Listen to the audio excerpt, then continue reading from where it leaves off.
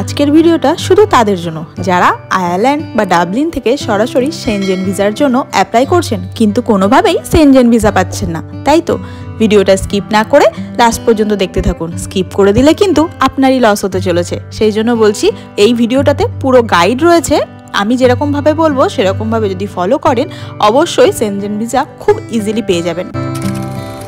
Hello my lovely family, welcome back to my channel. যে যেখান থেকে দেখছেন আশা করছি সবাই ভালো আছেন, সুস্থ আছেন, আর আমরাও বেশ ভালো আছি।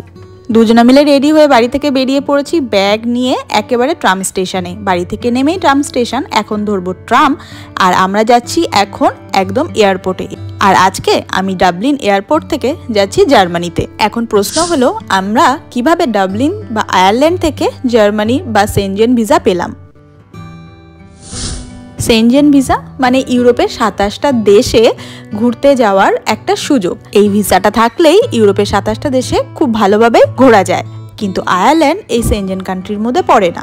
সেই জন্য আয়ারল্যান্ডের যারা এখানকার স্থানীয় তাদের ইউরোপের সেনজেন কান্ট্রির মধ্যে ঘুরতে গেলেও কিন্তু সেনজেন ভিসা লাগে। আমরা আগে যেহেতু জার্মানিতেই ছিলাম, ওখানে আমাদের বন্ধু বান্ধবরাও ছিল, সেগুলো আমার আগের ব্লগগুলো দেখলেই আপনারা বুঝতে পারবেন। কিন্তু ওখান থেকে আসার পর আমরা বেশ মন খারাপ ছিল আমাদের বন্ধু বান্ধবরা ওখানে রয়ে গেল। তো আমরা প্ল্যান করেছিলাম যে সবাই মিলে সুইজারল্যান্ডে একটা ট্রিপ করা হবে। সেই জন্য আমরা আয়ারল্যান্ডে আসার পর ট্রাই করি সেনজেন ভিসা লাগানোর। কিন্তু ডাবলিন থেকে সেনজেন ভিসা করাটা একটু প্রবলেমেটিক। কেন প্রবলেমেটিক সমস্তটাই আমি ভিডিওর মধ্যে আস্তে আস্তে আমি বলছি। এখানে যারা থাকে তারা সবাই জানে ইউরোপের ভিসা করতে গেলে যে অ্যাপয়েন্টমেন্ট লাগে ভিসা করার জন্য, সেই স্লট একদমই পাওয়া যায় না। ট্রাভেল ভিসার জন্য তো স্লট একেবারেই পাওয়া যায় না। আজকে যদি স্লট বুক করতে হয় সেটা দেখা যাবে 1 বছর পর অ্যাপয়েন্টমেন্টের স্লট পাওয়া যাচ্ছে, কিংবা কখনো কখনো স্লট একদমই অ্যাভেলেবেল থাকে না। সেক্ষেত্রে আমরা যে ট্রিক্সটা ফলো করেছি সেটাই আমি বলবো আপনারা যদি ফলো করেন ডেফিনেটলি খুব ইজিতে আপনারা সেনজেন ভিসা পেয়ে যাবেন। এখানে আমরা ট্রামে করে চলে আসলাম স্যান্ডিফোর্ড পর্যন্ত, কারণ এই স্যান্ডিফোর্ডের এখান থেকেই এয়ার কোচ যায় যেটা পুরোপুরি এয়ারপোর্ট পর্যন্ত। এই এয়ার কোচেই আমরা যাব এয়ারপোর্টে, কারণ আমাদের এখান থেকে এয়ারপোর্ট লাগে প্রায় 1 ঘন্টার উপরে টাইম, আর ডিরেক্ট এয়ার কোচ বুক করলে এয়ারপোর্ট পর্যন্ত পৌঁছে যাওয়া যায়। সেই জন্য আমরা এখন এখানে এয়ার কোচের জন্য ওয়েট করছি। এবার তবে বলি আমরা কিভাবে কোন ট্রিক্স ফলো করে সেনজেন ভিসাটা পেয়েছি। আমরা জার্মানি থ্রু দিয়ে সেনজেন ভিসা অ্যাপ্লাই করেছিলাম। 1 নম্বর কারণ ছিল জার্মানিতে আমাদের বন্ধু বান্ধবরা ছিল। 2 নম্বর কারণ আমার হাজবেন্ড জার্মানিতে যেখানে আগে কাজ করছিল সেখানে একটা প্রজেক্ট এখনো পর্যন্ত কন্টিনিউ হচ্ছিল।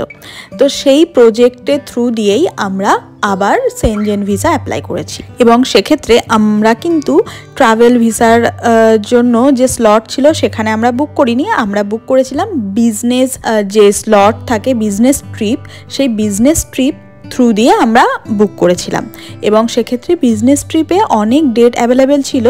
আমরা একদম 2nd উইকেই আমরা ডেট পেয়ে গেছিলাম এবং সেখানে আমরা বিজনেস ট্রিপের থ্রু দিয়েই আমরা সেনজেন ভিসা অ্যাপ্লাই করেছিলাম। এই ক্ষেত্রে ট্রাভেল ভিসা আর বিজনেস ট্রিপের যে বিজনেস ভিসা হয় সেটার পার্থক্য হচ্ছে ট্রাভেল ভিসা থাকলে তুমি দেখাতে হবে তুমি ওখানে কোথাও ঘুরতেই যাচ্ছ পার্টিকুলারলি, সেইটা। বিজনেস ট্রিপ থাকলে তুমি কোনো প্রজেক্টে ওখানে এখনো পর্যন্ত কাজ করছো কিংবা কেউ তোমাকে ইনভাইট করছে, তার যে অফিসিয়াল ডকুমেন্ট সেইগুলো যদি শো করা যায় তাহলে বিজনেস ট্রিপ হিসেবে তুমি বিজনেস ভিসার জন্য অ্যাপ্লাই করতে পারো, যেটা খুব ইজিলি পাওয়া যায় জার্মানির হয়ে সেনজেন ভিসা যদি অ্যাপ্লাই করা যায়। এখন সবচেয়ে বড় প্রশ্ন হচ্ছে কোথায় আর কিভাবে আমি এই সেনজেন ভিসাটা জার্মানি থ্রু দিয়ে অ্যাপ্লাই করতে পারবো। ডাবলিন থেকে সেনজেন ভিসার জন্য অ্যাপ্লাই করতে গেলে জার্মানির থ্রু দিয়ে ভিসা মেট্রিকের থ্রু দিয়েই করতে হবে। ভিসা মেট্রিক বলে একটা প্রতিষ্ঠান রয়েছে যার অনলাইন একটা অ্যাপসের থ্রু দিয়েই সমস্ত ডকুমেন্টস ফিল করে তারপরে স্লট নিতে হয়। সেক্ষেত্রে গুগল ক্রোমে গিয়ে ভিসা মেট্রিক টাইপ করলেই ভিসা মেট্রিকের পেজটা চলে আসবে। আচ্ছা, এবার ধাপে ধাপে আমি একটু বলে দিই সেনজেন ভিসার আবেদন করার পদ্ধতিটা। প্রথমেই যেটা করতে হবে, গুগল ক্রোমে গিয়ে ভিডেক্স এটা লিখতে হবে। তারপরে একটা পেজ আসবে, সেই পেজটা খুললে একদম নিচের দিকে চলে যেতে হবে। সেইখানে চলে আসবে সেনজেন ভিসার ফর্ম। সেই ফর্মটার মধ্যে ক্লিক করে যা যা লেখা আছে ওখানে, নাম, সারনেম আর কোথায় থাকা হয়, এই সমস্ত কিছু ওখানে ইনফরমেশন আছে, সেইটাকে ফিল আপ করে নিতে হবে। এটা হয়ে গেল ফার্স্ট ভিডেক্সের সেনজেন ভিসার ফর্ম ফিল আপ। ভিডেক্সের এই ফর্মটা ফিল আপ করার পরেই চলে যেতে হবে ভিসামেট্রিক্সের যে ওয়েবসাইটটা বলা হলো www.visametric.com, সেই ওয়েবসাইটে গিয়ে তারপর অ্যাপয়েন্টমেন্টের স্লট নিতে হবে। এই ক্ষেত্রে আমরা ট্রাভেল ভিসার জন্য অ্যাপ্লাই করিনি, কারণ ওখানে কোনো রকমের স্লট দেখাচ্ছিল না। সেই জন্য আমরা বিজনেস ট্রিপ বলে একটা অপশন ছিল, সেখানে গিয়ে আমরা স্লট নিয়েছিলাম, আর সেখানে প্রচুর স্লট অ্যাভেলেবেল ছিল। এদিকে আমরা এয়ারপোর্ট পর্যন্ত চলেও এসেছি, আর প্রথমেই যে বোর্ডিং পাসটা বার করার দরকার, সেটার জন্য রায়নিয়ারের যে অফিস থাকে সেখানে গিয়ে বোর্ডিং পাসটা নিয়ে নিলাম। এখন সময় সিকিউরিটি চেকিং করা, আর সিকিউরিটি চেকিং কমপ্লিট করার পরেই আমরা চলে যাব গেটের উদ্দেশ্যে, যেখান থেকে ফ্লাইটটা ছাড়বে। এবার বলি, ট্রাভেল ভিসার জন্য যদি অ্যাপ্লাই করা হয় সেক্ষেত্রে স্লট পেতে একটু সমস্যা হয়। আমি আগেই বলেছি, বিজনেস ভিসার জন্য স্লট যেহেতু প্রচুর পরিমাণে থাকে, নিজের ইচ্ছা মতন স্লট নেওয়াই যেতে পারে। সেরকমভাবে স্লট নেওয়ার পরেই যে কাজটা থাকবে, সে কাজটা হলো ওখানে কি কি ডকুমেন্টস প্রয়োজন, সেই সব ডকুমেন্টসগুলো কিন্তু একে একে জোগাড় করে নিতে হবে।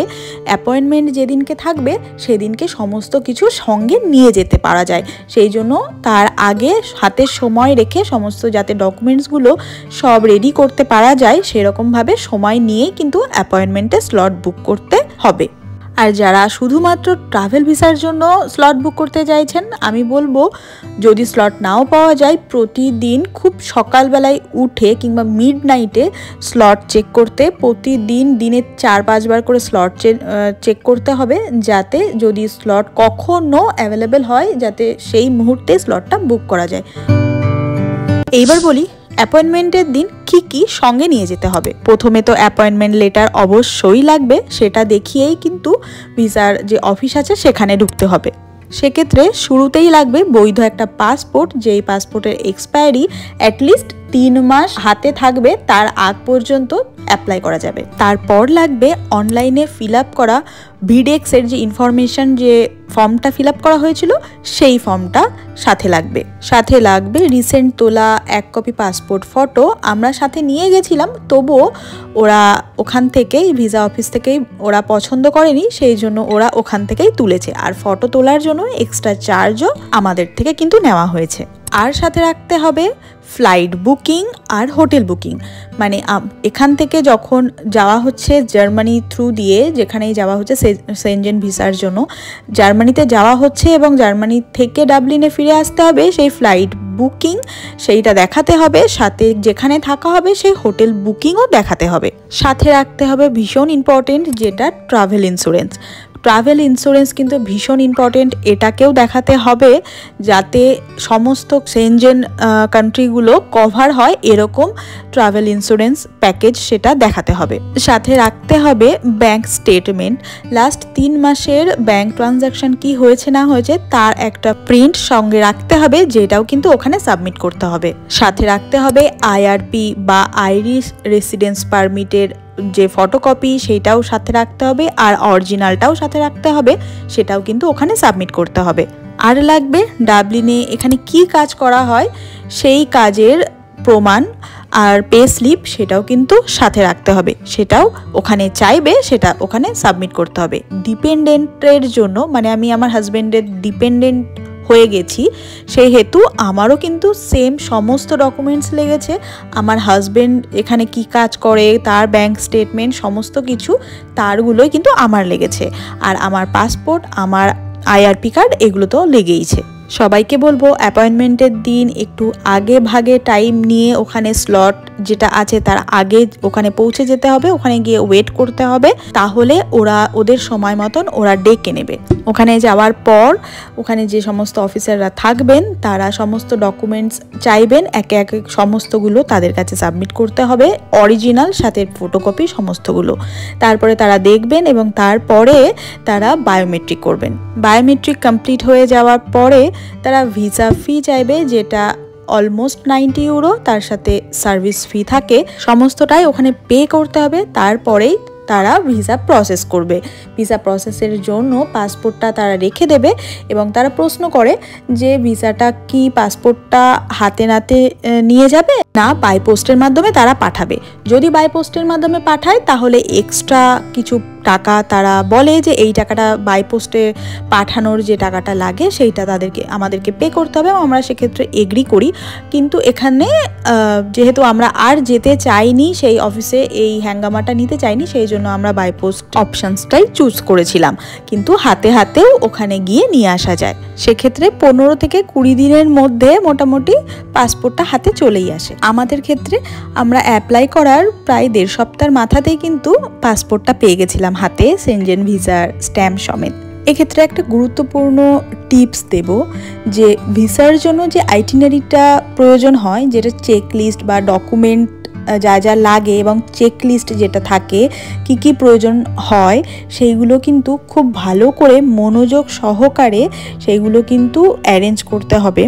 সেক্ষেত্রে যদি এই অ্যারেঞ্জ করার ক্ষেত্রে যদি কোনো রকম হেল্প লাগে আমাকে মেসেজ করতে পারেন, আমি অবশ্যই হেল্প করব।